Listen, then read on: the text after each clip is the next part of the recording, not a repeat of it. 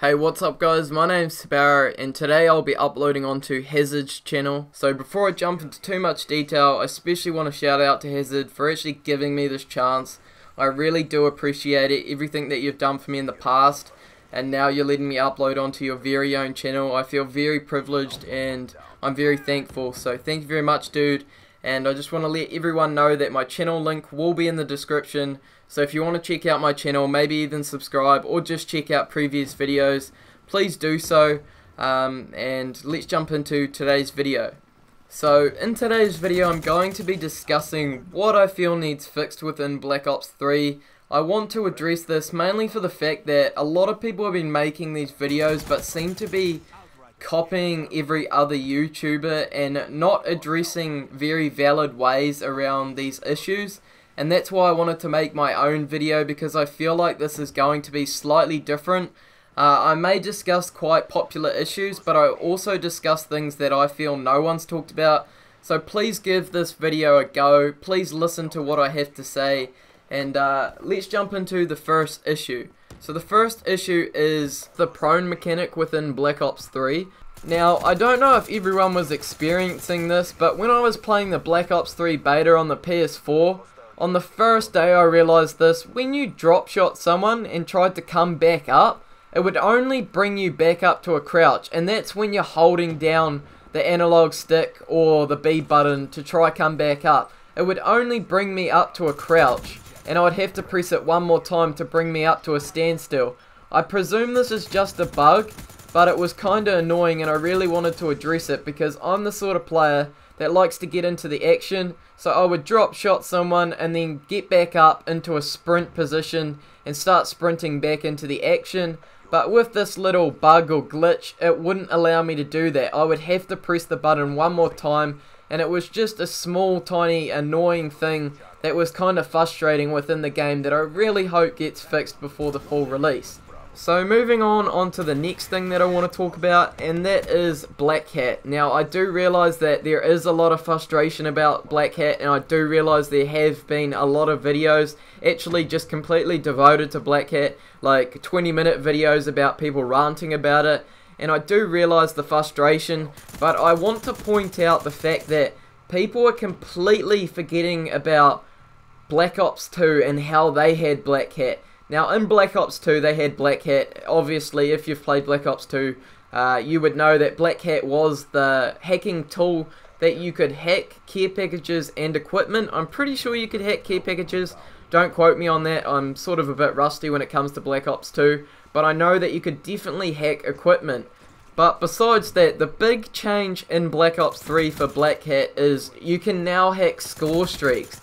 And like, I can completely understand why people are getting up and anti about this. Like, how would you like it if you earn a Warth and it takes you 10 kills and you're going so good, and you might get on a 10 kill streak and you've got your Warth, you're like so stoked, that might be your highest score streak that you are running, you get it, you get 2 or 3 kills, and then all of a sudden some kid going 0 and 27 has your Warth and uses it against you, which is just completely unfair. It is completely rewarding the bad players, but I can see Treyarch's point, and I presume what they're trying to do is just trying to make everyone happy, but what they're doing is making all the good players, all the people that have stuck it out in past Call of Duties, that were bad players in Black Ops 2, that were bad players in MW2, we stuck it out and we got better. Now they're rewarding bad players. We were never rewarded in our past Call of Duties. We just had to get better. And I see that's why people are getting all up and anti about it, because we weren't rewarded back in those past Call of Duties.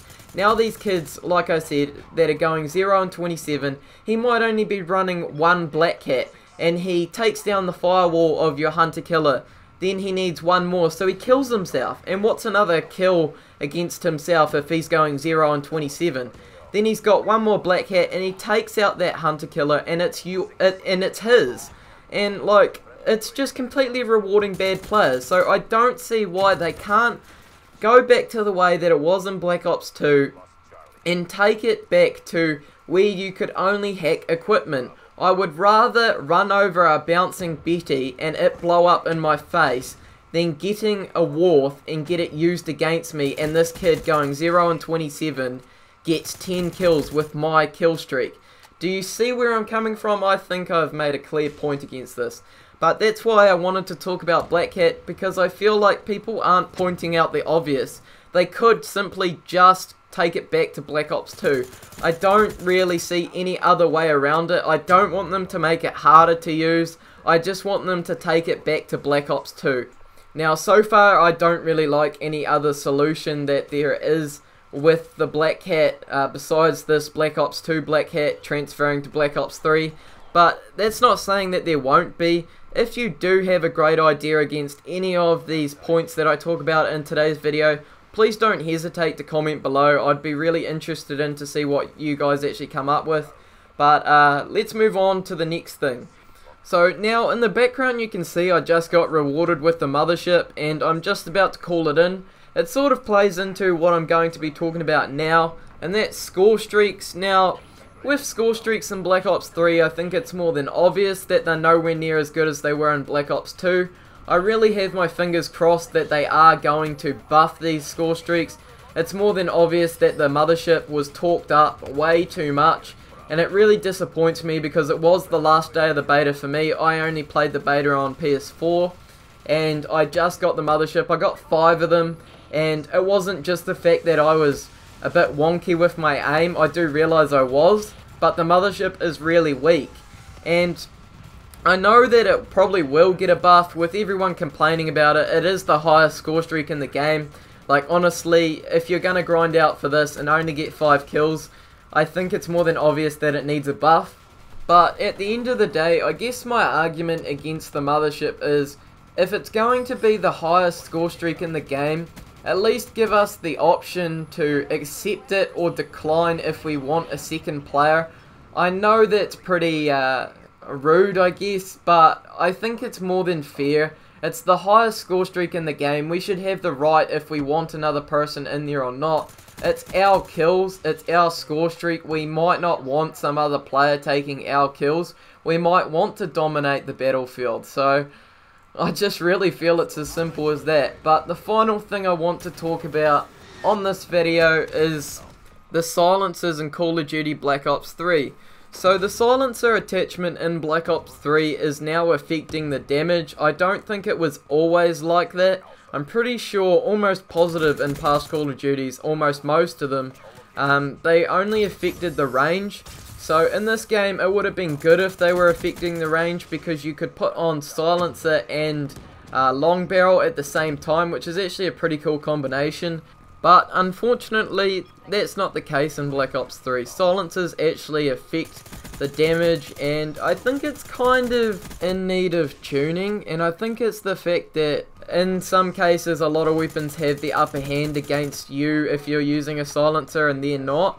But I could see how that makes sense, but I think it would only make sense if they have the upper hand at longer range shots, because the range just fits into it. Obviously if you're going to use a silencer, it's going to knock your range off. So for those who are at a longer range and aren't using a silencer, they're in a better place. But just having a better place in gunfights full stop because you're not using a silencer is just wrong in my head, and I feel that it affects stealthy players way too much. But at the end of the day, I don't think it's a Call of Duty changer. It was just a small issue that I did want to address to you guys, mainly for the fact that I do really hope that it is at least tuned before the Black Ops 3 full release. But I'm pretty much coming to the end of my video now, so if you did enjoy today's video, don't forget to smack that like button, and of course my channel link will be down in the description, so if you do come over to my channel, don't forget to comment below that you came from Hazard's channel. That would be really great, and it would be just cool information to find out who actually transfers over to my channel. Yes, so thank you very much, Hazard, and I'm out guys. See you later.